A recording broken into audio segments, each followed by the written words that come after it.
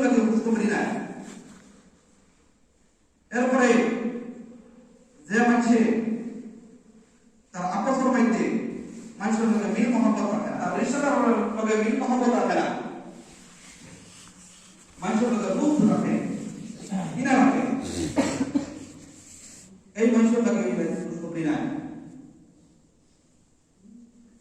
আল্লাহ পাক রব্বুল আলামিন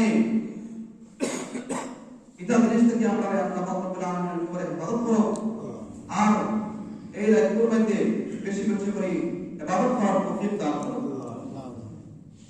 ওদিকে আমরা এই মুবারক আর ফজিলত করা ভাই আমরা পাইছি, আমরা এই রাতের মধ্যে আমরা মনে একটা ইচ্ছা হলো ইবাদত করতাম, কমসে কম যদি সময় পেয়েছি আমরা জাগ্রত থাকতাম, আমরা দিনের রোজা রাখতাম।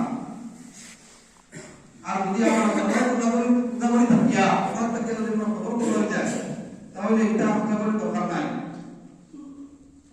রাইট আমরা ইবাদত করতাম, ফজর নামাজও আমরা পড়তাম, দিনও নফল রোজা আমরা পারলে রোজা রাখতাম।